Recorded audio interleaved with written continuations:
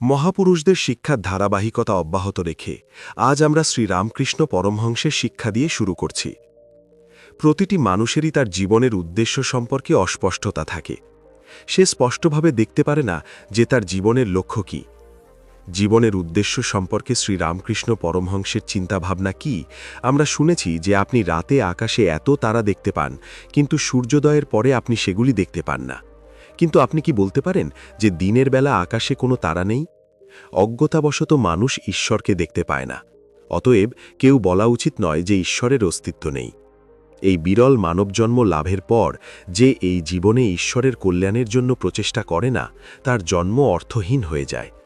কারো অনুভূতি যেমনই হোক, তার উপকারও তাই হবে। ঈশ্বর একটি ইচ্ছা পূরণকারী গাছের মতো, যে তার কাছে চায়, সে যা চায় তা পায়। একটি দরিদ্র ছেলে লেখালেখি করে এবং কঠোর পরিশ্রম করে হাইকোর্টের বিচারক হয় এবং মনে মনে ভাবে যে এখন আমি মজা করছি, আমি উন্নতির সর্বোচ্চ শিখরে পৌঁছেছি, এখন আমি খুব খুশি। তবুও ঈশ্বর বলেন, তোমার আনন্দ করা উচিত।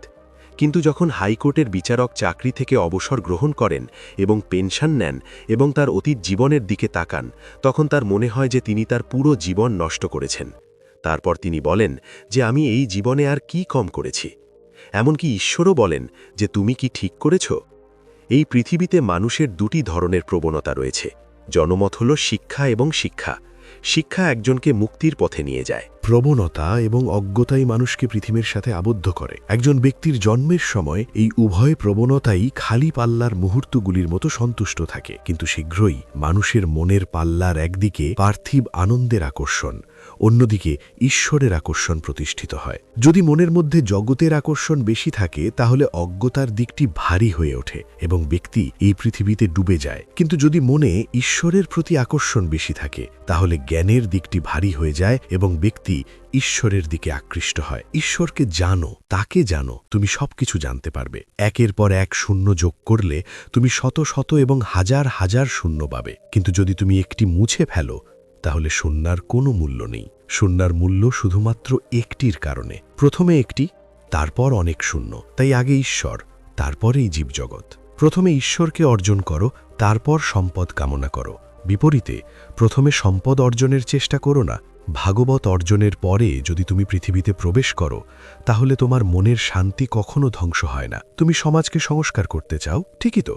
ভাগবত অর্জনের পরেও তুমি এটা করতে পারো।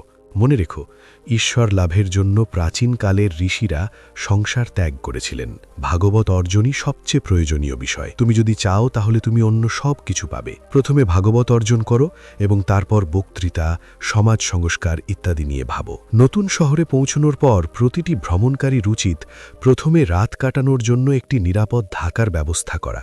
লজে তার জিনিসপত্র রেখে সে কোনো চিন্তা ছাড়াই শহর জুড়ে ঘুরে বেড়াতে পারে। কিন্তু যদি থাকার ব্যবস্থা না থাকে, তাহলে রাতের অন্ধকারে বিশ্রামের জায়গা খুঁজে পেতে তাকে অনেক ঝামেলার সম্মুখীন হতে হয়। একইভাবে পৃথিবীর এই বিদেশে আসার পর একজন মানুষের প্রথমে ঈশ্বরের রূপে চিরস্থায়ী বিশ্রামস্থল অর্জন করা উচিত। তারপর সে তার দৈনন্দিন কর্তব্য পালন করার সময় নির্ভয়ে বিশ্বজুড়ে ঘুরে বেড়াতে পারে। কিন্তু যদি এটি সম্ভব না হয়, তবে যখন মৃত্যুর ঘর অন্ধকার এবং ভয়ানক রাত্রিতে থাকে, যখন আসবে তখন তাকে প্রচণ্ড যন্ত্রণা সহ্য করতে হবে।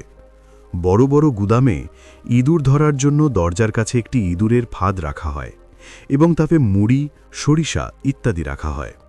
এর মিষ্টি গন্ধে আকৃষ্ট হয়ে ইঁদুররা গুদামে রাখা মূল্যবান চালের স্বাদ নিতে ভুলে যায় এবং তা খেতে যায়।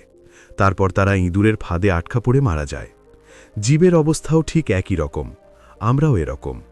বহু ইন্দ্রিয় সুখের ক্ষণজগতের রূপ ব্রহ্মানন্দের দরজায় অবস্থিত থাকা সত্ত্বেও জীব সেই আনন্দ অর্জনের জন্য কোনো প্রচেষ্টা করে না, বরং পৃথিবীর ক্ষণস্থায়ী অপবিত্র আনন্দে ডুবে যায় এবং মায়ার ফাঁদে আটকা পড়ে মারা যায়।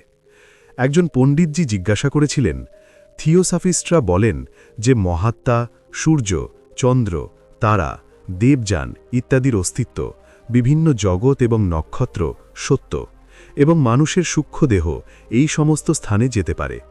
তারা এমন অনেক কথা বলে। আচ্ছা মহারাজ, থিওসফি সম্পর্কে আপনার মতামত কি? শ্রীরামকৃষ্ণ বলেন, ভক্তিই একমাত্র পরম জিনিস। ঈশ্বরের শক্তি কি?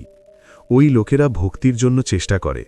যদি তাই হয় তাহলে ঠিক আছে, যদি তাদের লক্ষ্য ঈশ্বরের দর্শন লাভ করা হয় তাহলে ভালো, কিন্তু মনে রাখবেন যে সূর্য, চন্দ্র, তারার জগৎ ইত্যাদির জগতে ডুবে থাকা ঈশ্বরকে খুঁজে পাওয়ার সঠিক উপায় নয়।